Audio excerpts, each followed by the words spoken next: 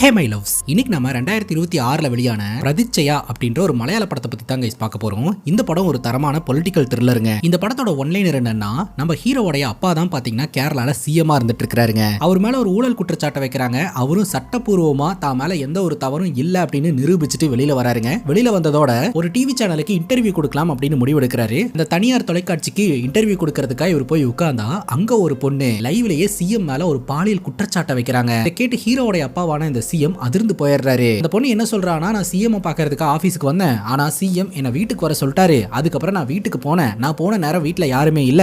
அப்ப சிஎம் என்கிட்ட அத்துமீறல ஈடுபட்டாரு அப்படின்ற மாதிரி சொல்ல இவருக்கு தூக்கி வாரி போட்டுருது. உடனே சிஎம் சொல்லிடுறாரு, இந்த பொண்ணு என் வீட்டுக்கெல்லாம் வர கிடையாது, தேவையில்லாம என் மேல ஒரு பொய் புகார வச்சுக்கிட்டு இருக்கா அப்படின்னு சொல்லிட்டு. உடனே அந்த சேனல்காரங்களே அந்த பொண்ணு கிட்ட எவிடன்ஸ் இருக்கு அப்படின்னு சொல்லி இந்த வீடியோவை காட்டுறாங்க. இந்த வீடியோ பாருங்க அப்படின்னு பார்த்தா அந்த பொண்ணு நம்ம சிஎமோட வீட்டுக்குள்ள நுழைஞ்ச மாதிரியான ஒரு வீடியோ ஃபுட்டேஜ் இருக்குதுங்க. ரொம்ப அவமானமா போயிருதுங்க. அவங்க வீட்டு பிள்ளைங்களே தாத்தா கெட்டவரு அப்படின்ற மாதிரி சொல்லி சிஎம் கிட்ட பழகிறத நிப்பாட்டிடுதுங்க. இதுக்கு பின்னாடி என்ன இருக்கு அப்படின்னு ஹீரோ இந்த வழக்கை டேக் ஓவர் பண்ணி இன்வெஸ்டிகேஷன் பண்ண ஆரம்பிக்கிறாருங்க. இந்த இன்வெஸ்டிகேஷன்ல வெளியில வர திட்டுக்கிட்டு உண்மைகள் தான் மொத்த படமே. இந்த அரசியல்ல இன்ட்ரெஸ்ட் காட்டுறவங்களுக்கு இந்த படம் ஒரு மஸ்ட் வாட்சிங் படமா இருக்கும். ஸ்ட்ரெயிட்டா வீடியோக்குள்ள போயிடலாம். நீங்க பார்த்துட்டு இருக்கிறது சரண் என்டர்டைன்மெண்ட். நான் தான் சரண். வாங்க வீடியோக்குள்ள போலாம்.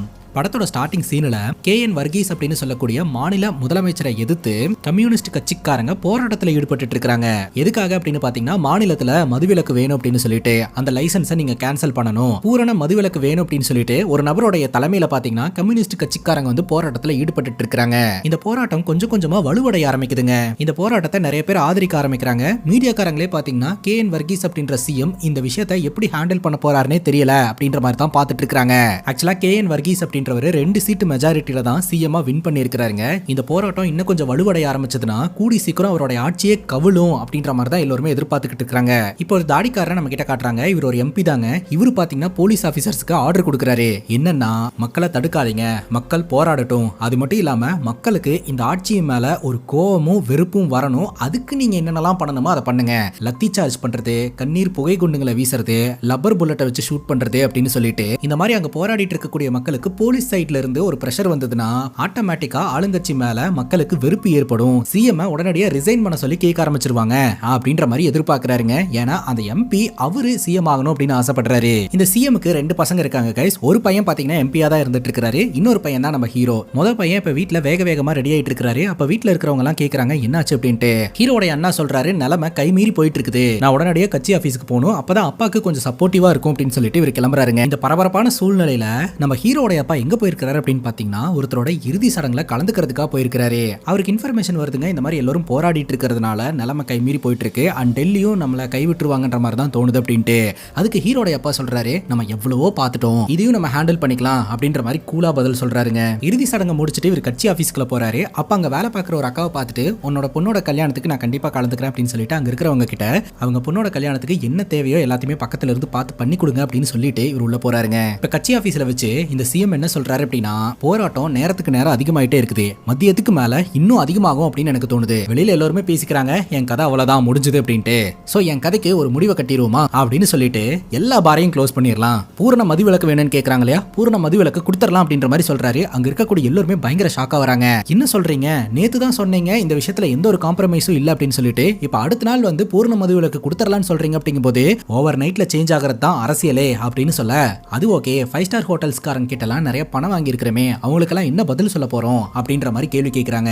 அது மட்டும் இல்லாம பார் வருமானத்தை பேஸ் பண்ணி தான் நாம இருக்கிறோம், எல்லா பாரையுமே ஒட்டுமொத்தமா க்ளோஸ் பண்ணிட்டா வருமானத்துக்கு என்ன பண்ண போறோம் அப்படின்ற மாதிரி கேட்க, சிஎம் சொல்றாரு, நான் வெறும் 2 சீட்டு மெஜாரிட்டியில தான் இந்த ஆட்சியே பிடிச்சிருக்கேன், அந்த 2 சீட்டு மெஜாரிட்டியை வச்சுக்கிட்டு தான் இவ்வளவு நாள் நான் அரசியல் நடத்திக்கிட்டு இருந்தேன். சோ இப்போ இந்த ஒரு சூழ்நிலையில ஆட்சியே கவரதுக்கு வாய்ப்பு இருக்கு அப்படின்னா நான் சர்வைவ் ஆகணும்லப்பா, அப்ப ஏதாவது ஒரு டிசிஷன் எடுத்து தானே ஆகணும் அப்படின்ற மாதிரி சிஎம் சொல்றாரு. அங்க இருக்கிறவங்க கிட்ட எல்லாம் டிஸ்கஸ் பண்ணும்போது அங்க இருக்கிறவங்களும் இது சரியா வரும் அப்படின்னு தான் யோசிக்கிறாங்க. ஏன்னா ஆட்சி கவராம இருக்கிறதுக்கு இது ஒண்ணுதான் வழி அப்படின்ட்டு. நான் பள்ளத்துல இருந்து மேடேறி வந்துகிட்டு இருக்கிறேன், அப்படி வரும்போது நீங்களும் என் கூடயே வரது தான் சரியா இருக்கும், அதை விட்டுட்டு நானும் பள்ளத்திலேயே தான் நிப்பேன் அப்படின்னு சொன்னா நம்மளால சர்வேவே ஆக முடியாது அப்படின்ற மாதிரி இந்த சிஎம் சொல்றாரு. உடனடியா மீடியாவை சந்திக்கிறாங்க. இந்த மாதிரி பூரண மதுவிலக்கு வேணும் அப்படின்னு போராடிட்டு இருக்காங்க. சோ நாங்க பூரண மதுவிலக்கு கொடுக்குறோம் அப்படின்ற மாதிரி சொல்ல, போராட்டம் பண்ணிட்டு இருந்தவங்க எல்லாம் ரொம்ப ஹாப்பியா வீட்டுக்கு கிளம்புறாங்க போராட்டத்தை நிப்பாட்டிட்டு. இந்த போராட்டத்தை தலைமையேத்து நடத்தினார் இல்லையா, அவருக்கு ஒரே அதிர்ச்சி, என்னடா அது நம்ம வாட்டுக்கு போராடணும் உடனடியாக அக்செப்ட் பண்ணிட்டானுங்க அப்படின்னு சொல்லிட்டு. ஏன்னா அவர் இந்த போராட்ட போராட்டத்தை பெருசு பண்ணி ஒரு அரசியல் பண்ணணும் அப்படின்னு நினைச்சாரு. ஆனா சிஎமோட இந்த முடிவு போராட்டத்தை பட்டுன்னு ஸ்டாப் பண்ணிருச்சு. அங்க கட் பண்ணா ரவி மாதவன் அப்படின்ற ஒரு நபரை நம்ம கிட்ட காட்டுறாங்க. சோ இவர் பாத்தீங்கன்னா ஒரு விவசாய நிலத்துக்குள்ள பீஸ்ஃபுல்லா வாழ்ந்துட்டு இருக்கிற மாதிரி நமக்கு தெரியுது. ஆனா அந்த இடத்துல அவரோட அம்மாவையே அடைச்சு வச்சிருக்காருங்க. அவங்க அம்மாக்கு இங்க இருக்கிறதுக்கு பிடிக்கல, நான் பிளாட்டுக்கு போகணும் அப்படின்ற மாதிரி ஆசைப்படுறாங்க. ஆனா இந்த ரவி சொல்றாரு, உன்னால இங்க இருந்து போயிட முடியுமாமா அப்படின்ட்டு. இந்த ரவின்றவர் பாத்தீங்கன்னா ஒரு கார்ப்பரேட் ஹெட்டா இருந்துட்டு இருக்காருங்க. எனக்கு வேலை வந்துருச்சு, இனி எத்தனை மாசம் கழிச்சு வருவேன்னு எனக்கு தெரியாது அப்படின்னு சொல்லிட்டு அந்த இடத்துல இருந்து கிளம்பி போறாரு. அங்க கட் பண்ணா இஷான் அப்படின்ற ஒரு நபரை காட்டுறாங்க. இவங்க எல்லாம் வந்து ஒரு கார்ப்பரேட் டீமா இருந்துட்டு இருக்காங்க. சோ இவங்க பாத்தீங்கன்னா எப்படியாவது இந்த ஆளுங்கட்சியை, அதாவது ஆட்சியில் இருக்கிறவங்கள கவிழ்க்கணும் அப்படின்னு சொல்லி முயற்சி எடுத்துக்கிட்டு இருக்காங்க. சோ இப்ப நடந்த போராட்டத்தின் மூலமா இந்த ஆட்சியை கவுத்தரலாம் அப்படின்னு பிளான் பண்ணாங்க. ஆனா கவிழ்க்க முடியல. அங்க கட் பண்ணா சிஎம் காட்டுறாங்க. காலையில இருந்தே இந்த பிரச்சனைக்குரிய வேலைகள் எல்லாத்தையுமே சால்வ் பண்ணிட்டு இப்ப வீட்டுக்கு வராருங்க. நம்ம சிஎம்க்கு ஒரு அழகான குடும்பம் இருக்குதுங்க. வீட்டுல நிறைய பேர் இருக்கிறாங்க. சோ வீட்டுல இருக்கக்கூடிய பேத்தி பாத்தீங்கன்னா தாத்தா போய் கட்டி பிடிச்சிக்கிறா. என்ன பாக்கன்னா, பயந்துட்டியா, உன் தாத்தா வீட்டுக்கே வரமாட்டா அப்படின்னு நினைச்சிட்டு, அதெல்லாம் ஒரு பிரச்சனை இல்லமா, எல்லாத்தையும் சால்வ் பண்ணியாச்சு அப்படின்ற மாதிரி அன்பா பேசுறாருங்க. அங்க கட் பண்ணா இப்ப நம்ம ஹீரோவோட கதைக்கு வருவோம். நம்ம ஹீரோடைய பேரு ஜானுங்க. பெங்களூர்ல ஒரு ஐடி கம்பெனி வச்சு ரன் பண்ணிட்டு இருக்காருங்க தன்னோட ஃப்ரெண்டு கூட சேர்ந்து. ஹீரோடைய குடும்பமே அரசியல் ரிலேட்டடா இருக்கும்போது நம்ம ஹீரோ மட்டும் பாத்தீங்கன்னா ஐடி செக்டார்ல இருந்துட்டு இருப்பாரு. ஐடி கம்பெனியோட சக்சஸ் பார்ட்டிக்கு தான் நிறைய பேர்த்த இன்வைட் பண்ணியிருந்திருப்பாரு. சோ அந்த பார்ட்டியை கொண்டாடிக்கிட்டு இருக்கும்போது அந்த இடத்துக்கு ஒரு பொண்ணு வருவா. அந்த பொண்ணு நம்ம ஹீரோ பார்த்து இன்ட்ரெஸ்ட் காட்டுவாங்க. நம்ம ஹீரோவும் இன்ட்ரெஸ்ட் காட்டுவாரு. ஆனா நம்ம ஹீரோக்கு திருமணம் ஆயிடுச்சு, வீட்டுல தான் மனைவி இருக்கிறாங்க. கொஞ்ச நேரத்துக்கு அப்புறம் நம்ம ஹீரோ அந்த பொண்ணு கிட்ட ரொமான்டிக்கா அப்ரோச் பண்ணுவாரு. கிட்ட போகும்போது டக்குன்னு ஒரு நிமிஷம் ஸ்டாப் பண்ண சொல்லி, நான் எதை பண்றதுக்கு முன்னாடி என் பொண்டாட்டி கிட்ட கேட்டுட்டு தான் பண்ணுவேன், அதனால என் பொண்டாட்டி கிட்ட பர்மிஷன் வாங்கிக்கிறேன் அப்படின்னு சொல்றாரு. இது பொண்டாட்டியா, உனக்கு கல்யாணம் ஆயிடுச்சா அப்படின்னு அந்த பொண்ணு கேட்க, ஆமா கல்யாணம் ஆயிடுச்சு அப்படிங்கும் போது, இப்படி கல்யாணம் ஆயிட்டு ஒரு பொண்ணு கிட்ட வந்து அப்ரோச் பண்றியோ, உனக்கு வெக்கமா இல்லையா அப்படின்னு கேட்கும்போது, உனக்கும் பாய் ஃப்ரெண்ட் இருந்ததுன்னா பர்மிஷன் வாங்கிக்கோ, இங்க டிரான்ஸ்பரண்டா இருக்கிறேன்ல அதுதான் முக்கியம் அப்படின்ற மாதிரி ஹீரோ சொல்றாரு. பேசிக்கிட்டு இருக்கும்போது திடீர்னு ஒருத்தன் வந்து ஹீரோ போட்டு அடிக்க ஆரம்பிக்கிறான். யாரா நீ அப்படின்னு கேட்டா, நான் தான் அவளோட பாய் ஃப்ரெண்டு அப்படின்றான். அந்த பொண்ணு சொல்றா, இவன் ஒண்ணு என் பாய் ஃப்ரெண்ட் எல்லாம் கிடையாது, இவன் என்னோட முன்னாள் காதலன், எங்க ரெண்டு பேருக்குள்ள பிரேக்கப் ஆயிடுச்சு அப்படின்ட்டு. அந்த பொண்ணு எனக்கும் இவனுக்கு எந்த சம்பந்தம் இல்லன்ற மாதிரி சொல்லிடுறான். ஹீரோவும் போதையில இருக்கிறாரு. இவங்க ரெண்டு பேருக்குள்ள அடிதடி பஞ்சாயத்து ஆயிருதுங்க. கடைசியில அங்க இருக்கிறவங்க போலீஸ்க்கு இன்ஃபார்ம் பண்ணி நம்ம ஹீரோவை போலீஸ் ஸ்டேஷனுக்கு கூட்டு போயிடுறாங்க.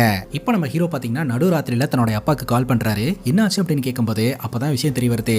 அடிதடி பஞ்சாயத்தாய் நம்ம ஹீரோவை கர்நாடகா போலீஸ் ஸ்டேஷன்ல கூட்டிட்டு போய் வச்சிருக்காங்க அப்படின்ட்டு. நம்ம ஹீரோ பொறுத்த வரைக்கும் கேரளால மட்டும் தான் கைஸ் இன்ஃப்ளூயன்ஸ். கர்நாடகால இவருக்கு யாரையுமே தெரியாது இல்லையா, அதனால தன்னோட அப்பா கிட்ட சொல்றாரு, ஏதாவது பண்ணி என்ன வெளியிடுங்க அப்படின்னு சொல்லிட்டு. ஏன்டா இந்த மாதிரிலாம் பண்ணிட்டு இருக்க, உன்னோட பொண்டாட்டிக்கு இதெல்லாம் தெரிஞ்சுன்னா என்ன ஆகுது அப்படிங்கும்போது, இது எல்லாத்தையுமே அங்க நின்று நம்ம ஹீரோடைய மனைவி கேட்டுட்டு தான் இருப்பாங்க. இந்த மாதிரிலாம் பஞ்சாயத்து நடக்கும் அப்படின்னு நான் எதிர்பார்த்தது தான் அப்படின்னு சொல்லி ஹீரோடைய மனைவி கேஷுவலா பதில் சொல்லிடுறாங்க. ஹோம் மினிஸ்டர் கிட்ட இன்ஃபார்ம் பண்ற, நீ வெளியில வந்துருவியாமா அப்படின்ற மாதிரி இவர் சொல்றாரு. அடுத்த நாள் கட்சி மீட்டிங் ஒன்று நடந்துட்டு இருக்குதுங்க. அந்த இடத்துக்கு பொதுமக்கள் நிறைய பேர் வந்து அவங்களோட பிரச்சனைகளுக்கான மனுவை கொடுத்துக்கிட்டு இருக்காங்க. அந்த கூட்டத்துல ஒரு லேடி போலீஸ் ஆஃபீஸர் நின்னுட்டு இருக்காங்க. அங்க இருக்கிறவர் சொல்றாரு, இங்க நின்னுட்டு இருந்தா அவர் கண் பார்வைக்கெல்லாம் தெரிய மாட்டோம், நீங்க கிட்ட போங்க அப்படின்னு சொல்லிட்டு.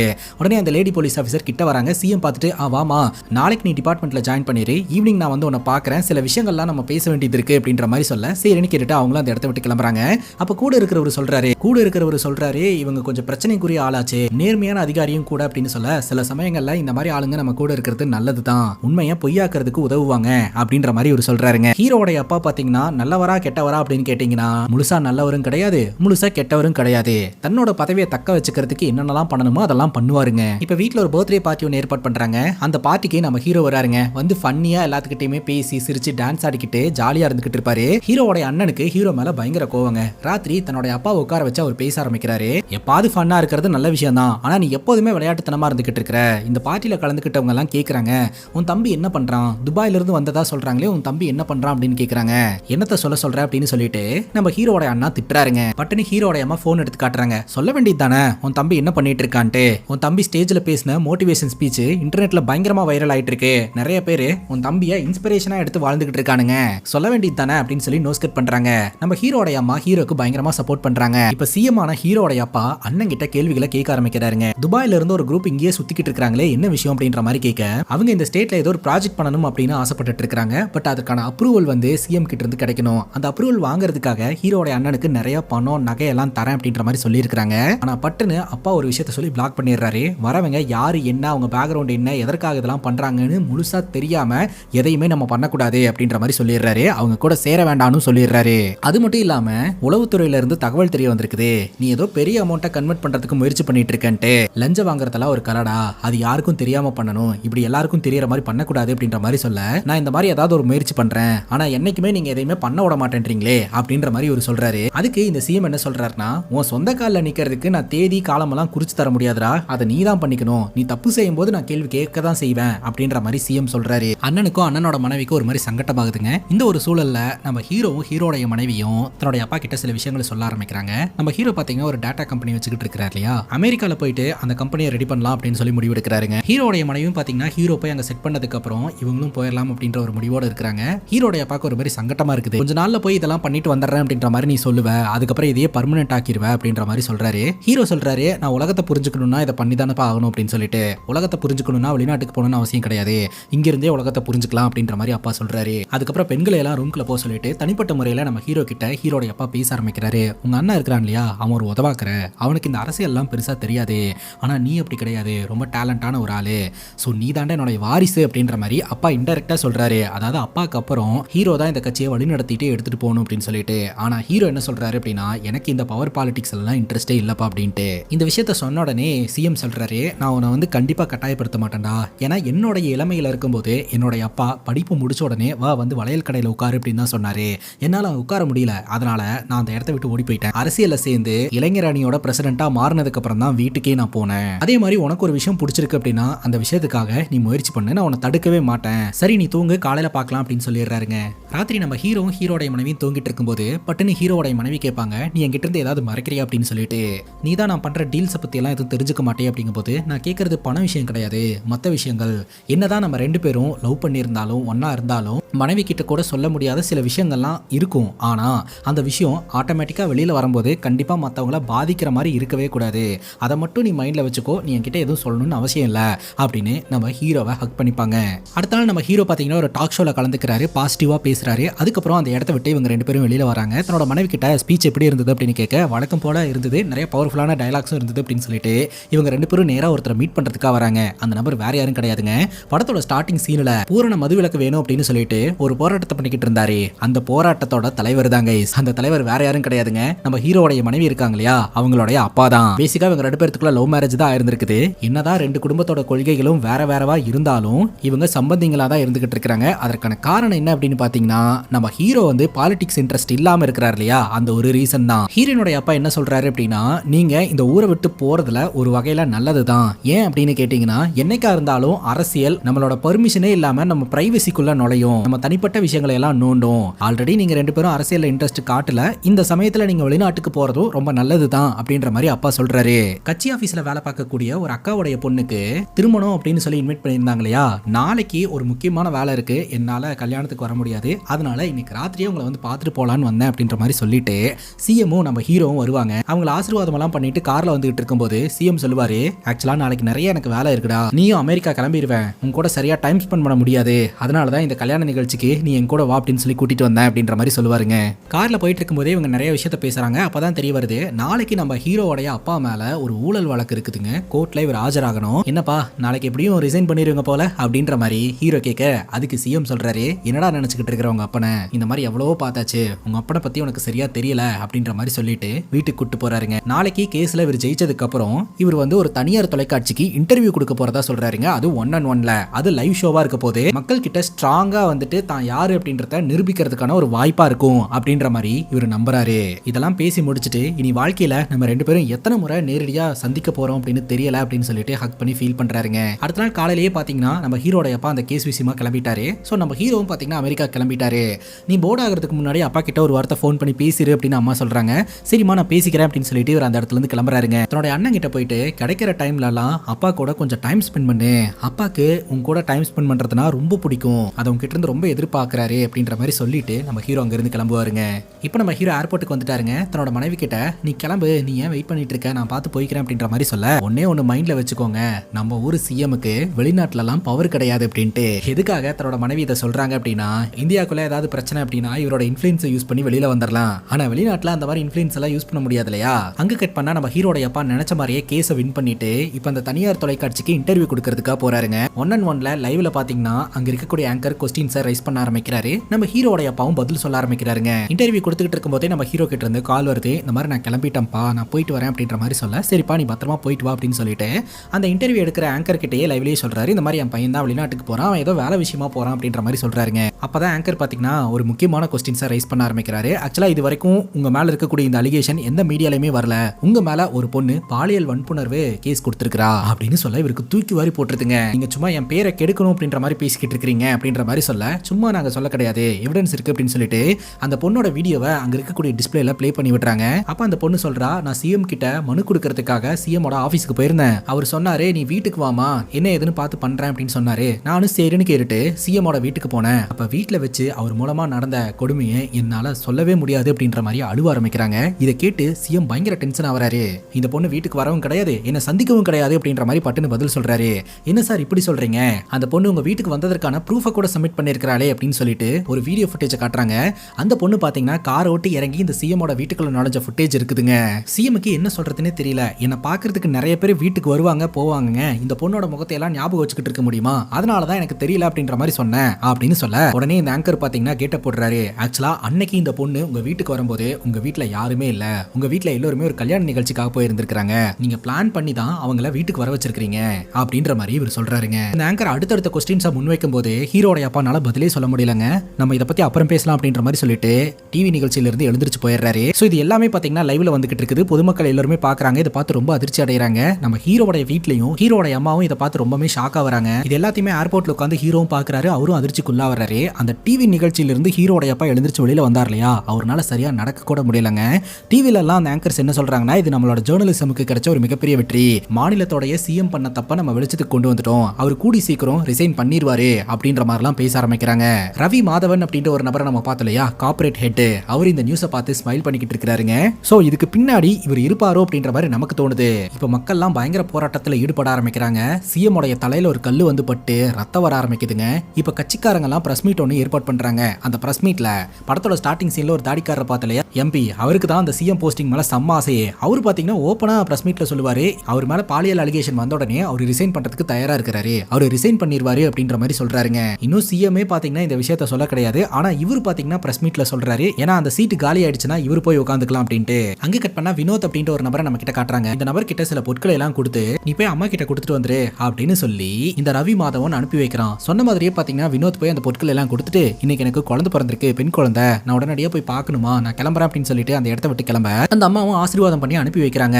இந்த ஒரு சூழல்ல வினோத் பாத்தீங்கன்னா தன்னுடைய பாசான ரவிக்கு போனை போட்டு, இந்த மாதிரி நீங்க சொன்ன மாதிரியே அம்மா கிட்ட போய் பொருட்கள் எல்லாம் கொடுத்துட்டு வந்துட்டேன் அப்படின்னு சொல்ல, சரி உனக்கா ஒரு கிஃப்ட் வச்சிருக்கேன் அப்படின்ற மாதிரி சொல்லிட்டு போனை கட் பண்றாருங்க.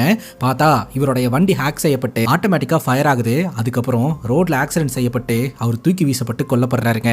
மேபி வினோத்துக்கு வந்து அவங்க அம்மா இருக்கிற இடம் தெரிஞ்சு போச்சு, வினோத் மூலமா இந்த விஷயம் வெளியில வரக்கூடாது அப்படின்னு நினைச்சு இதை பண்ணாரோ என்னவோங்க. இங்க கட் பண்ணா சிஎம் வராருங்க. சிஎம் எப்போதுமே தலை நிமிந்து தான் வீட்டுக்குள்ள வருவாரு. இந்த வாட்டி தலை குனிஞ்சு வீட்டுக்கு வராருங்க. இதை பார்த்து குடும்பத்தினர்கள் எல்லாருமே ஃபீல் பண்றாங்க. இப்போ நம்ம ஹீரோ அமெரிக்காக்கு போக கிடையாதுங்க, இங்க தான் இருக்கிறாரு. தலையில அடிபட்டு இருக்கிறத பார்த்துட்டு யார் இதை பண்ணாங்க அப்படின்றத நான் சீக்கிரமா கண்டுபிடிக்கிறேன்ப்பா அப்படின்னு ஹீரோ சொல்ல, அதுக்கு சிஎம் சொல்றாரு, ஒரு சிஎம் மேல பாலியல் புகார் வரும்போது அங்க இருக்கக்கூடிய ஒரு இளைஞனுக்கு ஆட்டோமேட்டிக்கா ரத்தம் கொதிக்கும், அது கோவமா கன்வெர்ட் ஆகும். சோ அந்த கோவத்துல ஏற்பட்ட வெளிப்பாடு தான் இது. சோ இதுக்காக அந்த பையனை போய் யாருன்னு கண்டுபிடிக்கிறது, சண்டை போறது இதெல்லாம் வேண்டாம் அப்படின்ற மாதிரி சொல்லிடுறாருங்க. என்னோட வாழ்நாள்ல எந்த விஷயத்தை பார்த்தும் நான் பயந்ததே கிடையாது, ஆனா இந்த பாலியல் புகாரை பார்த்து நான் ரொம்பவே பயந்துட்டேன். இந்த இன்டர்வியூ நடக்கவே என்னை ஏதோ ஒரு டிராப்ல சிக்க வைக்கிறதுக்கு பிளான் போடுறாங்க அப்படின்றத என்னால நல்லாவே புரிஞ்சுக்க முடிஞ்சுது. அதனாலதான் முதல்ல அந்த பொண்ணை நான் பார்க்கவே இல்லை, அந்த பொண்ணு யாருன்னே தெரியாது அப்படின்ற மாதிரி சொல்லிட்டு அதுக்கப்புறம் ஹேண்டில் பண்ணிக்கலாம்னு நினைச்சேன். ஆனா அவங்க இந்த மாதிரி ப்ரூஃப் எல்லாம் சப்மிட் பண்ணுவாங்க, காட்டுவாங்க அப்படின்றத நான் எதிர்பார்க்கவே இல்லை. இதுக்கு பின்னாடி ஒரு சூழ்ச்சி நடந்துட்டு இருக்குன்றது மட்டும் தெளிவா தெரியுது அப்படின்ற மாதிரி சிஎம் சொல்றாரு. ஹீரோ பக்கத்துல இருந்து சமாதானப்படுத்துறதுக்கு முயற்சி செய்வாருங்க. அப்ப நம்ம ஹீரோட அப்பா ஒன்னு சொல்லுவாரு, நம்ம மேல எவ்வளவு ஊழல் கேஸ் இருந்தாலும் ஈஸியா நம்மளால கம்பேக் கொடுத்துட முடியும், ஆனா ஒரு பாலியல் வழக்கு வந்துருச்சுன்னா கம்பேக் கொடுக்கறது ரொம்ப கஷ்டம், ஜனங்க மத்தியில பேர் கெட்டு போயிடும் அப்படின்னு ஃபீல் பண்ணிட்டே ரூம்குள்ள போவாருங்க. விடுங்கப்பா எல்லாத்தையும் சரி பண்ணிடலாம் அப்படின்ற மாதிரி சமாதானப்படுத்திட்டு இவர் போய் படுப்பாருங்க. கனவுல ஃபுல்லா இந்த இன்டர்வியூ தான் ஓடிக்கிட்டு இருக்கும். திடீர்னு கத்துற சவுண்ட் கேட்கும். பட்டுன்னு ஹீரோ கண்முழிச்சு பார்த்தா அவங்க அம்மா தான் கத்தி இருந்திருப்பாங்க. இன்னும் எதுவும் ரூம்குள்ள போய் பார்த்தா நம்ம ஹீரோட அப்பா இருக்கிறார் இல்லையா, அவரு ஹார்ட் அட்டாக்லயே இறந்து போயிட்டாருங்க. இந்த விஷயம் பாத்தீங்கன்னா பயங்கரமா வைரல் ஆக ஆரம்பிக்குது. சோ மாநில சிஎம் பாத்தீங்கன்னா இந்த பாலியல் அலிகேஷன்ஸ்க்கு அப்புறம் ஹார்ட் அட்டாக்ல இறந்து போயிட்டாரு அப்படின்ட்டு இறுதி சடங்குக்கான ஏற்பாடெல்லாம் பண்ணப்படுது. அது மட்டும் இல்லாம பொதுமக்களுடைய பார்வைக்காகவும் சடலம் வைக்கப்படுது. குடும்பத்தினர்கள் எல்லாருமே ரொம்ப வேதனைப்படுறாங்க. பொதுமக்களோட பார்வைக்காக சடலத்தை வச்சிருக்காங்க இல்லையா, அந்த இடத்துக்கு நிறைய பேர் வந்து பார்த்துட்டு போயிட்டு இருக்காங்க. நிறைய பேர் பின்னாடியும் பேசிக்கிட்டு இருக்காங்க. இப்ப கட்சி கூட்டம் நடக்குது. அந்த தாடிக்காரர் இருக்கிறார் இல்லையா, அவர் தான் பாத்தீங்கன்னா அடுத்த சிஎம் அந்த சீட்ல உட்காரணும்னு சொல்லி ஆசைப்படுறாரு. அவருடைய பேர் புருஷோத்தமன். பட் அங்க இருக்கக்கூடிய மத்த மினிஸ்டர்ஸ் எல்லாம் இருக்காங்க இல்லையா, அவங்க எல்லாம் இந்த புருஷோத்தமன் வேண்டாம் அப்படின்ற மாதிரி தான் சொல்றாங்க. சோ எல்லாருமே பாத்தீங்கன்னா நம்ம ஹீரோவோடைய அண்ணா இருக்கிறார் இல்லையா, அவரை சிஎம் ஆக்கலாம் அப்படின்ற மாதிரி ரெக்கமெண்ட் பண்றாங்க. ஆல்மோஸ்ட் கன்ஃபார்ம் ஆயிடுச்சு, அடுத்த சிஎம் நம்ம ஹீரோவோடைய அண்ணா தான் அப்படின்ட்டு. அப்பதான் இந்த புருஷோத்தமன் ஏதோ ஒரு வீடியோவை காட்டுறாருங்க. ஒரு யூடியூபர் பாத்தீங்கன்னா ஹீரோவோடைய அக்கௌண்ட்ல இருந்து நிறைய பணம் வந்து டிரான்ஸ்ஃபர் ஆயிருக்குது, இல்லீகலா பெரிய பெரிய அமௌண்ட்டை வந்து அவங்க அக்கௌண்ட்ல டிரான்சாக்ஷன் பண்ணிட்டு இருக்காங்க, அதற்கான கணக்கெல்லாம் என்ன அப்படின்னு சொல்லிட்டு யூடியூப்ல கேள்வி கேட்க ஆரம்பிக்கிறாருங்க. சோ இதனால பாத்தீங்கன்னா மக்கள் எல்லாம் கொந்தளிக்க ஆரம்பிக்கிறாங்க. இவ்வளவு கோடிக்கணக்கான பணங்களை எல்லாம் வச்சிருக்காங்களான்னு சொல்லிட்டு தக்காளி மீடியாக்காரங்க எல்லாம் போட்டு வறுத்தெடுத்துறாங்க. அப்பா சிஎம்மா இருக்கிறாரு, அவர் மேல செக்ஷுவல் அலிகேஷன் இருக்குது, அவர் இறந்தே போயிட்டாரு. அடுத்தது அவங்க பையன் சிஎம்மா வருவாரு அப்படின்னு பார்த்தா அவர் மேல இந்த மாதிரி பணம் எல்லாம் நிறைய இல்லீகலா டிரான்ஸ்ஃபர் பண்ணியிருக்காருன்னு அவர் மேல ஒரு அலிகேஷன் இருக்குது. இந்த குடும்பத்தினர்கள் அடுத்தடுத்து பிரச்சனையில மாட்டிக்கிட்டு இருக்காங்க அப்படின்ற மாதிரி நியூஸ் போட ஆரம்பிக்கிறாங்க. அந்த இடத்துல நம்ம ஹீரோ உட்காந்துக்கிட்டு இருக்காரு, என்ன பண்றதுனே தெரியாம. இப்ப ஹீரோ கிட்ட அந்த டிரான்சாக்ஷன் டீடைல்ஸ் எல்லாத்தையுமே கேட்டுட்டு இருக்காங்க. சோ அதை நம்ம ஹீரோ பாத்தீங்கன்னா சப்மிட் பண்ணிட்டு இருக்காரு. இந்த ஒரு சூழ்நிலையில நம்ம ஹீரோவுடைய மனைவி இருக்காங்க இல்லையா, அவங்க அப்பா வீட்டுல இருப்பாங்க. அப்ப அப்பா சொல்லுவாரு, நீ ஏமா இங்க இருக்க, போய் உன்னுடைய மாமியாருக்கு கொஞ்சம் சப்போர்ட்டிவா இரு, எனக்கு தெரியும் கண்டிப்பா உங்க மேல எந்த மிஸ்டேக்கும் இல்ல, பின்னாடி ஏதோ ஒரு சதி நடந்துட்டு இருக்குன்ட்டு அப்படின்னு சொல்ல சரின்னு கேட்டுட்டு நம்ம ஹீரோனும் போவாங்க. இப்ப கட்சி மீட்டிங் நடந்துட்டு இருக்குது, ஹீரோவை என்கொயரியில வச்சுக்கிட்டு இருக்காங்க. ஏன்னா ஹீரோட அக்கௌண்ட்ல இருந்து தானே அந்த டிரான்சாக்ஷன் நடந்தது. இப்போ அந்த என்கொயரி எல்லாம் முடிஞ்சதுக்கு அப்புறம் பிரஸ் மீட் வச்சு அந்த பிரஸ் மீட்ல அங்க இருக்கக்கூடிய அதிகாரிகளே சில விஷயங்களை சொல்றாங்க. அது என்ன அப்படின்னா, ஹீரோட அக்கௌண்ட்ல இருந்து டிரான்ஸ்ஃபர் ஆன அந்த பணம் எல்லாம் பாத்தீங்கன்னா நல்ல காரியத்துக்காக தான் போயிருக்குது, ஆர்ஃபனேஜுக்கும் ஏழைங்களுக்கும் படிக்கணும்னு ஆசைப்பட்டு இருக்கிறவங்களுக்கும் தான் போய் சேர்ந்திருக்கு அப்படின்ட்டு. இப்ப மீடியா முன்னாடி நம்ம ஹீரோ சொல்லுவாரு, இந்த மாதிரி இதெல்லாம் நான் சம்பாரிச்ச பணங்க. சோ என்னோட அப்பா சொல்லுவாரு, நீ நல்லது பண்ணு, எப்போதுமே நான் கூட இருக்கேன்னு சொல்லிட்டு. சோ இதை பண்ண சொன்னதே என்னோட அப்பா தான் அப்படின்ற மாதிரி மீடியால பேசுவாரு. இதன் மூலமா நம்ம ஹீரோக்கும் சரி அந்த கட்சிக்கும் சரி ஹீரோட அப்பாக்கும் சரி ஒரு நல்ல பேர் கிடைக்குது. இப்ப மீடியா இன்டர்நெட்ல எல்லாத்துலயுமே பாத்தீங்கன்னா நம்ம ஹீரோ பயங்கரமா வைரல் ஆக ஆரம்பிக்கிறாரு, மக்கள் மனசுல ஈஸியா இடம் பிடிச்சிட்டாருங்க. இப்ப கட்சி மீட்டிங்ல அடுத்த சிஎம் யாரு அப்படின்ற டிஸ்கஷன்ல மறுபடியும் பாத்தீங்கன்னா தடுமாற்றம் ஏற்படுது. சோ இந்த தடுமாற்றத்திற்கான காரணம் நம்ம ஹீரோ தான். ஏன்னா நம்ம ஹீரோ பாத்தீங்கன்னா இப்ப மக்கள் மனதுல நல்லா இடம் பிடிச்சிட்டாரு, அதனால நம்ம ஹீரோவை சிஎம்மா மாத்தலாமே அப்படின்ற மாதிரி பேசிக்கிட்டு இருக்காங்க. அண்ணா வந்துட்டு ஆர்குமெண்ட் பண்ணிக்கிட்டு இருக்காரு. இப்ப ஹீரோட அம்மாவும் பாத்தீங்கன்னா ஹீரோக்கு சப்போர்ட் பண்ணி தான் அந்த இடத்துல பேசுறாங்க. இப்போ நம்ம ஹீரோ அரசியல்ல என்ட்ரி கொடுத்தே ஆக வேண்டிய சூழ்நிலையில இருந்துகிட்டு இருக்காரு. இப்போ நம்ம ஹீரோ தன்னோட மனைவியை மீட் பண்றதுக்காக போறாரு. எனக்கு தெரியல, நான் இந்த மாதிரி ஒரு இக்கட்டான சூழ்நிலையில மாட்டிக்கிட்டு இருக்கேன் அப்படின்ற மாதிரி சொல்றாரு. அப்பதான் ஹீரோடைய மனைவி ஒரு விஷயத்த சொல்றாங்க. ஆக்சுவலா ஹீரோ அரசியல்ல நுழைய மாட்டேன் அப்படின்னு சொன்னதுனால தான் நம்ம ஹீரோனுடைய அப்பா ஒரு பொண்ணை ஹீரோக்கு கல்யாணம் பண்ணி கொடுத்துருந்துருக்காங்க. இன்னும் என்னோட அப்பா உயிரோட இருக்கிறாரு அப்படின்றத மனசுல வச்சுக்கோ அப்படின்ற மாதிரி சொல்ல, எனக்கு இப்போ என்ன முடிவு எடுக்கிறதுனே தெரியல அப்படின்ற மாதிரி தான் ஹீரோ சொல்றாரு. இப்போ ஹீரோ அரசியல்ல என்ட்ரி கொடுக்கறதுனால நான் கூட இருக்க மாட்டேன் அப்படின்ற மாதிரி சொல்லிட்டு நம்ம ஹீரோடைய மனைவி பிரிஞ்சு போயிடுறாங்க. இப்போ நம்ம ஹீரோ பாத்தீங்கன்னா ஸ்டேஜ் ஏறி அங்க இருக்கக்கூடிய மக்கள் கிட்ட கையசிக்கிறாரு. அந்த கூட்டத்துல நம்ம ஹீரோவை தப்பா மாட்டி விட்டார் இல்லையா, அந்த யூடியூபரும் இருக்கிறாரு, அவரை பார்த்து நம்ம ஹீரோ கண்ணசிக்கிறாருங்க. அப்பதான் ஒரு தாறுமாறான ட்விஸ்ட் வைக்கிறாங்க. தன்னோட அப்பாக்கு இந்த மாதிரி விஷயம் நடந்த உடனே இதுக்கு பின்னாடி ஒரு பேக்ரவுண்ட் பிளே இருக்கு, சோ அது யாரு என்னன்றதை நம்ம கண்டுபிடிச்சே ஆகணும் அப்படின்றதுக்காக எனக்கு பவர் தேவைப்படுது அப்படின்னு சொல்லிட்டு இந்த யூடியூபர் கிட்ட நம்ம ஹீரோ பேசியிருப்பாரு. என்னை பத்தி ஒரு ஃபேக்கான அலிகேஷன்ஸ் வையே, அது ரொம்ப கடுமையா இருக்கணும், மக்கள்லாம் என்னை பார்த்து பயங்கரமா கொந்தளிக்கணும், அதுக்கப்புறம் அந்த அலிகேஷனை பாசிட்டிவா மாத்தி விட்டோம்னா மக்களுக்கு என் மேல ஒரு இறக்கம் வரும், சோ அந்த இறக்கத்தை நான் பவரா மாத்திடுவேன் அப்படின்னு சொல்லி இது எல்லாமே பிளான் பண்ணி தான் கைஸ் நம்ம ஹீரோ காய் நகர்த்தி இருக்கிறாரு. ஹீரோவோட அப்பாக்கு அரசியல்ல ஒரு மூளை இருந்ததில்ல, எந்த மாதிரியான சூழ்நிலைகளை எப்படி ஹேண்டில் பண்ணணும் அப்படின்னு சொல்லிட்டு அதே தாட்டே நம்ம ஹீரோக்கும் இருக்குதுங்க. இப்ப சிஎம்க்கு பிஏவா ஒருத்தர் இருப்பார் இல்லையா, அவரை பாத்தீங்கன்னா நம்ம ஹீரோ வந்து சப்போர்ட்டிவா வச்சுக்கிறாரு. அது மட்டும் இல்லாம ஆபீஸ்க்குள்ள நுழையும் போது அந்த அக்கா வேலை செஞ்சுக்கிட்டு இருப்பாங்க.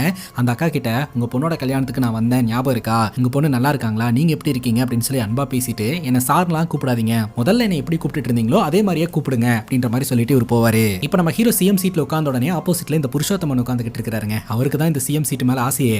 அவர் சொல்றாரு, ஆக்சுவலா நீங்க அரசியல்ல முன் அனுபவம் இல்லாத ஒரு ஆளா இருக்கிறீங்க, இது வந்து மக்களுக்கு தெரியக்கூடாது, அது உங்களை ரொம்ப வீக்கா நினைக்கும், அதனால சில பேர்த்தோட பேரை நான் இதை எழுதி வச்சிருக்கேன், இவங்க எல்லாம் உங்க கூடயே இருந்தாங்கன்னா எல்லா பிரச்சனையும் ஈஸியா ஹேண்டில் பண்ண முடியும் அப்படின்ற மாதிரி சொல்ல, நம்ம ஹீரோ அந்த நோட்டை வாங்கி செக் பண்ணி பார்த்துட்டு அதுல ஒரு பேர் எழுதி கொடுக்குறாருங்க.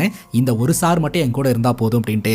அந்த ஒரு சார் வேற யாரும் கிடையாது, சிஎம் உடைய பிஏ தான். அதுக்கப்புறம் நம்ம ஹீரோ சில நலத்திட்ட உதவிகள்லாம் பண்ண ஆரம்பிக்கிறாருங்க. அந்த நலத்திட்ட உதவிகள்லாம் யாருக்கு போய் சேர்ற மாதிரி பண்றாருன்னா, யாரெல்லாம் இந்த ஆளுங்கட்சியை எதிர்த்து போராடிட்டு இருந்தாங்களோ அவங்களுக்கு முதல்ல போய் சேர்ற மாதிரி பண்றாங்க. அதாவது இப்போ ஒருத்தங்க ஒரு கட்சியை பார்த்து நெகட்டிவா பேசி பேசி போராடிக்கிட்டு இருந்தாங்க அப்படின்னா, என்னடா இவங்க எப்ப பார்த்தாலும் நம்மள குறை சொல்லிட்டே இருந்தாங்க அப்படின்னு சொல்லிட்டு அவங்க மேல ஒரு வெறுப்பு ஏற்படும் இல்லையா.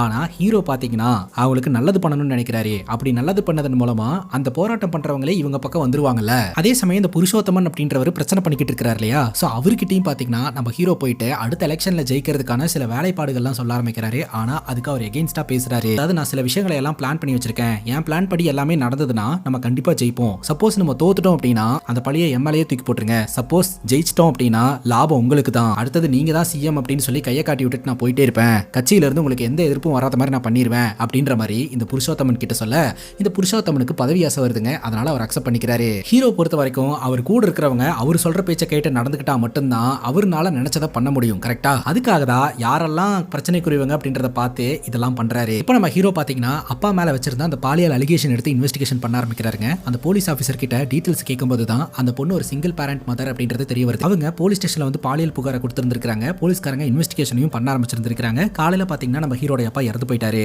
அவர் இறந்து போனதுக்கு அப்புறம் புகார் கொடுத்த அந்த பொண்ணோட பையனும் பாத்தீங்கன்னா ஃபிளைட்டை பிடிச்சி வெளிநாட்டுக்கு போயிட்டாங்க. இப்போ இந்த விஷயத்தெல்லாம் எக்ஸ்பிளைன் பண்ணிட்டு இருக்காங்க இல்லையா போலீஸ் ஆஃபீஸர், அவங்க கிட்ட நம்ம ஹீரோ கேட்கிறாரு, அப்பதான் உங்களுக்கும் போஸ்டிங் கிடைச்சது கரெக்டா அப்படின்ட்டு. ஆமா, உங்க அப்பா ரெக்கமெண்ட் பண்ணி தான் எனக்கு அந்த போஸ்டிங் கிடைச்சது. பட் உண்மை சொல்லணும்னா உங்க அப்பாவுடைய குட் புக்ல இருக்கக்கூடிய ஆளே நான் கிடையாது அப்படின்ட்டு. அப்ப அப்பா ஏதோ ஒரு காரணத்துக்காக தான் உங்களுக்கு அந்த போஸ்டிங் வாங்கி கொடுத்திருக்காங்க. என்ன காரணம்னு உங்களுக்கு தெரியுமா அப்படின்னு கேட்கும்போது எனக்கு ஐடியா இல்ல சார் அப்படின்ற மாதிரி அந்த போலீஸ் ஆஃபீஸர் சொல்லிடுறாங்க. அங்க கட் பண்ணா இந்த ரவி அப்படின்றவங்களுடைய அந்த கார்ப்பரேட் டீமை காட்டுறாங்க. இப்போ இந்த ஸ்டேட்டோட புது சிஎம்மா ஜான் அப்படின்றவர் இருக்கிறாரு. ஸோ லாஸ்ட் டைம் நம்ம டீல போய் பேசும்போது அந்த சிஎம் அக்செப்ட் பண்ணிக்கல. ஸோ இவர்கிட்ட நம்ம போய் பேசி பார்க்கலாம் அப்படின்ற மாதிரி சொல்லிட்டு இவங்க டீல் பேசுறதுக்காக வராங்க. இந்த ரவி அப்படின்றவர் சொல்றாருங்க, ஆக்சுவலா உங்களுடைய அப்பா என்னுடைய சேனல்ல தான் வந்து இன்டர்வியூ கொடுத்தாரு. ஸோ அந்த விஷயம் டெலிகாஸ்ட் ஆனதுக்கு அப்புறம் அடுத்த நாளே வந்து உங்க அப்பா இந்த மாதிரி இறந்து போவார் அப்படின்னு சத்தியமா நான் எதிர்பார்க்கவே இல்லை அப்படின்ற மாதிரி சொல்ல, நான் எதுவுமே பர்சனலா எடுத்துக்கல அப்படின்ற மாதிரி ஹீரோ சொல்லிடுறாருங்க. பக்கத்தில் உட்காந்துக்கிட்டு இருக்கக்கூடிய புருஷோத்தமன் சொல்றாரு, நான் தான் சொன்னல இவரு முன்னாடி இருந்த சிஎம் மாதிரிலாம் கிடையாது, எதையும் பர்சனலா எடுத்துக்க மாட்டாரு, ஒரு கம்பெனியோட எம்டி மாதிரி கவர்மெண்ட் ரன் பண்ணிக்கிட்டு இருக்காரு அப்படின்னு சொல்ல, இந்த ரவி பாத்தீங்கன்னா சரி வந்த விஷயத்தை பத்தி பேசலாம் அப்படின்னு சொல்லிட்டு இவங்க அவங்களோட ப்ராஜெக்ட் பத்தி சொல்றாங்க. கேரளால மூளை முடுக்க எல்லாமே இவங்களோட இன்டர்நெட் போனுங்க. அதுவும் குறிப்பா public sectors, hospital, school, government office, bank, அதுக்கப்புறம் பொதுமக்கள் கிட்ட அப்படின்னு சொல்லிட்டு இவங்களோட இன்டர்நெட் எல்லா இடத்துக்கும் போய் சேரணும். நாங்க ஒரு பெரிய இன்வெஸ்ட்மெண்ட்டை கேரளாக்குள்ள பண்ணலான்னு இருக்கிறோம். ஸோ இதற்கான தலைப்பு ஒன் நேஷன் ஒன் இன்ஃபர்மேஷன் அப்படின்றது தான் அப்படின்னு சொல்லிட்டு அந்த ஃபைலை கொடுக்குறாங்க. அந்த ஃபைலை வாங்கி நம்ம ஹீரோ செக் பண்ணி பார்க்குறாருங்க. ஆக்சுவலாக நம்ம ஹீரோ ஆல்ரெடி ஒரு ஐடி செக்டார்ல இருக்கிறதுனால இவங்க சொல்றதெல்லாம் ஓரளவுக்கு புரிஞ்சுக்க முடியுது. ஆல்ரெடி இந்த ப்ரொபோசலை பத்தி நம்ம ஹீரோட அப்பா உயிரோட இருக்கும்போது ஹீரோ கிட்ட டிஸ்கஸ் பண்ணி இருந்திருக்காருங்க. இவங்களோட போட்டோ எல்லாத்தையுமே காமிச்சு இவங்க இந்த மாதிரி என்கிட்ட ப்ரொபோஸ் பண்ணாங்க. இவங்க ப்ரொபோஸ் பண்ணிட்டு போனதுக்கு அப்புறம் நிறைய பெரிய பெரிய ஆளுங்கெல்லாம் கால் பண்ணி பேசினாங்க, நிறைய பணம் கொடுக்கறதுக்கு ரெடியா இருக்கிறாங்க. பட் எனக்கு இதை சரியா புரிஞ்சுக்க முடியல, இது என்னது அப்படின்ற மாதிரி கேட்கும்போது தான் ஹீரோ விஷயத்த சொல்றாரு. இது ஒரு பக்கா ஃப்ராடு கம்பெனி. ஆக்சுவலா இன்டர்நெட் அப்படின்ற விஷயத்த மக்கள் கிட்ட கொடுத்துருவாங்க. மக்கள் எல்லாருமே இவங்களோட இன்டர்நெட்டை பயன்படுத்த ஆரம்பிச்ச உடனே மக்களுக்கு பிரைவசி அப்படின்னு ஒன்று இல்லாமே போயிடும். ஃபார் எக்ஸாம்பிள், மக்கள் என்ன பார்க்குறாங்க, என்ன செய்யறாங்க, மக்களோட பேங்க் அக்கௌண்ட்ல எவ்வளோ பணம் இருக்கு அப்படின்னு சொல்லிட்டு ஈஸியா இந்த இன்டர்நெட் கம்பெனினால ஆக்சஸ் பண்ண முடியும். ஸோ அந்த டேட்டாவை வச்சு இவங்க பிசினஸ் பண்ண பார்க்குறாங்க. ஈவன் இந்த டேட்டாஸ் எல்லாம் வச்சு மக்கள் யாருக்கு ஓட்டு போடணும் அப்படின்றத இவங்கனால முடிவு பண்ண முடியும். ஃபார் எக்ஸாம்பிள், மக்கள் பார்த்தீங்கன்னா ஒருத்தருக்கு ஓட்டு போடணும், இவர் ஜெயிக்க வைக்கணும் அப்படின்ற எண்ணத்தில் இருக்கிறாங்கன்னா இதை ஈஸியாக இவங்களால தெரிஞ்சுக்க முடியும் இல்லையா? ஸோ அந்த டைமில் அந்த கேண்டிடேட்டுக்கு எதிராக ஏதாவது விஷயத்தை பரப்பி விடுறதன் மூலமா மக்களோட எண்ணம் அப்படி இவங்க பக்கம் மாறும். ஸோ இந்த மாதிரி நிறைய டிசிஷன்ஸை நமக்கு ஏற்ற மாதிரி மாற்ற முடியும். இதுக்கு பின்னாடி ஒரு பேராபத்து இருக்கு அப்படின்ற விஷயத்த நம்ம ஹீரோ சொல்றாரு. சரி யோசிச்சு அந்த நல்ல செய்தியை ஃபோன் பண்ணி சொல்லுங்க அப்படின்னு சொல்லிட்டு அவங்க அந்த இடத்துல இருந்து கிளம்பிடுறாங்க. பேசிக்கா இப்போ டெக்னாலஜி பயங்கரமா வளர்ந்துகிட்டு இருக்குது. ஏஐ வேற உள்ள வந்துருச்சு. ஸோ மக்கள் பார்த்தீங்கன்னா அவங்க சிந்திக்கிறது இல்லாம ஏஐ சொல்ற பேச்சு கேட்டு நடந்துக்க ஆரம்பிப்பாங்க.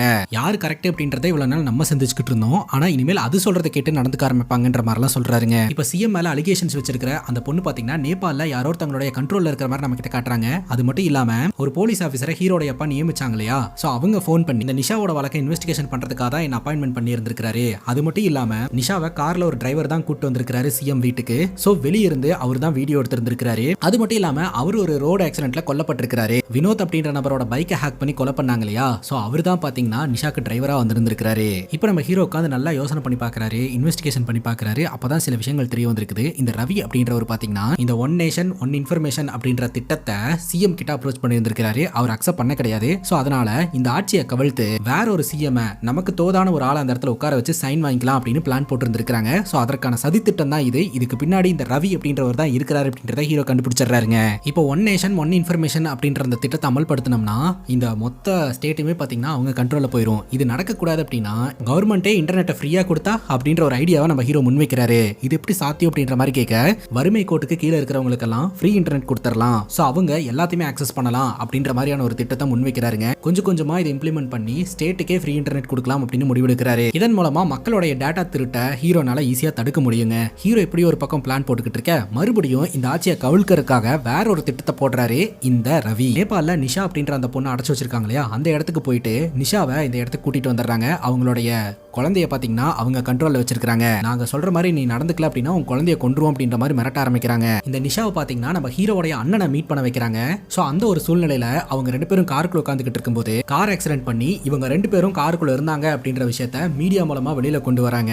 அப்பா மேல அலிகேஷன்ஸ் வச்ச பொண்ணு மகன் கூட இருக்கா அப்படின்னா இதுக்கு பின்னாடி என்னவோ நடக்குது அப்படின்னு மக்களை கன்ஃபியூஸ் பண்றாங்க. இந்த ஒரு சூழல்ல பாத்தீங்கன்னா இந்த பொண்ணை அரெஸ்ட் பண்ணி கூட்டிட்டு போறாங்க. இந்த பொண்ணு கிட்ட கேள்விகளை கேட்க ஆரம்பிக்கிறாங்க. இப்போ இந்த புருஷோத்தமன் அப்படின்றவரு ஹீரோ கிட்ட ரொம்ப கடுமையா வந்து பேச ஆரம்பிக்கிறாரு. தொடர்ந்து உங்க குடும்பத்து மேல ஏகப்பட்ட அலிகேஷன்ஸ் வந்துகிட்டே இருக்கிறதுனால மக்களுக்கு உங்க மேல அதிருப்தி ஏற்படுது. இதுக்கு மேல நீங்க சிஎம் சீட்ல உட்கார வேண்டாம், உடனடியாக ரிசைன் பண்ணுங்க அப்படின்ற மாதிரி சொல்ல நம்ம ஹீரோ சொல்றாரு ஒரு நாள் டைம் கொடுங்க, நான் வந்து ரிசைன் பண்ணிடுறேன் அப்படின்ற மாதிரி சொல்றாருங்க. இப்போ அந்த நிஷான்ற பொண்ணை என்கொயரி பண்ணிட்டு இருக்கும்போது அந்த பொண்ணு என்ன ஸ்டேட்மெண்ட் கொடுக்குறா அப்படின்னா, ஆக்சுவலா அவங்க அப்பாவோட பதவிக்கு பையன் ஆசைப்பட்டான், ஆனா அவங்க அப்பா அதற்கான வாய்ப்பு கொடுக்கவே இல்லை, அதனால என்கிட்ட இந்த மாதிரி பாலியல் அலிகேஷன்ஸ் வைக்க சொன்னா, அதனால நான் வச்சேன். அவங்க அப்பா இறந்து போவார்னு நினைக்கவே இல்லை, இறந்து போயிட்டாரு. அதுக்கப்புறம் அவனுக்கு சிஎம் பதவி கிடைக்கும் அப்படின்னு எதிர்பார்த்தான், அவனுக்கு இப்பவும் கிடைக்கல.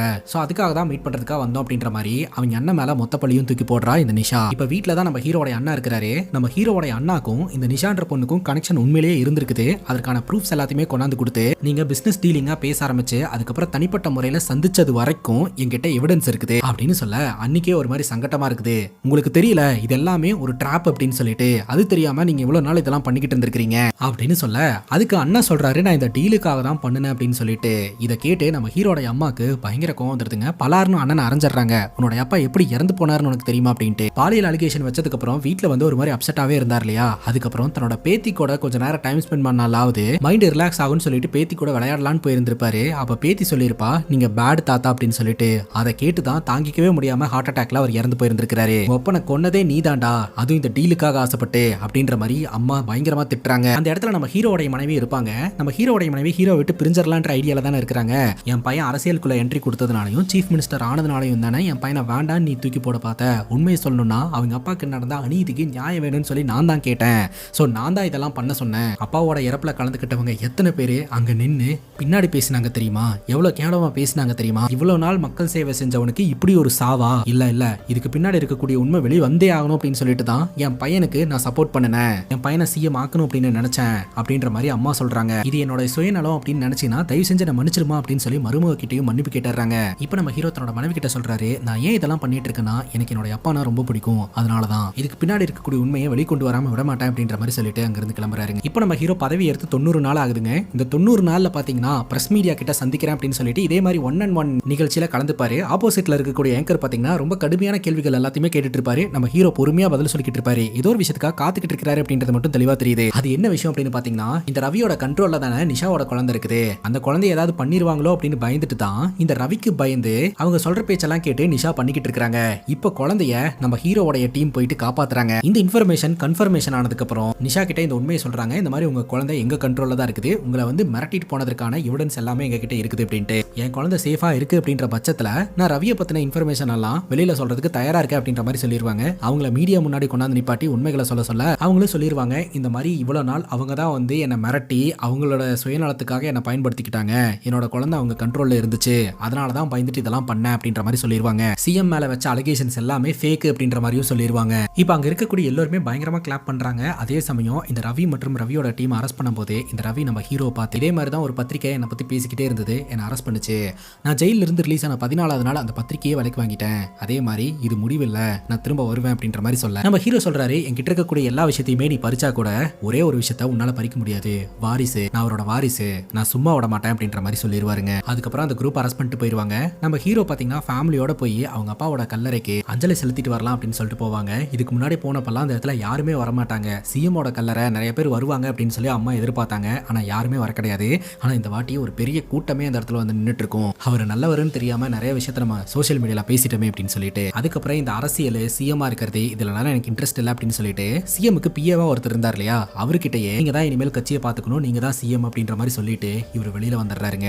இதோட இந்த படம் முடியுது. இந்த படத்தை பத்தி நீங்க என்ன நினைக்கிறீங்க அப்படின்னு உங்களுடைய கருத்து கமெண்ட் செக்ஷன்ல பதிவு பண்ணுங்க. அண்ட் இதே மாதிரி வேற எதனா படத்தை பத்தி பேசணும் அப்படின்னு நினைச்சாலும் படத்துடைய பேரை கமெண்ட் செக்ஷன்ல சொல்லுங்க. இதே மாதிரி வேற ஒரு நல்ல வீடியோல வந்து சந்திக்கிறேன். Love you guys, take care and cheers.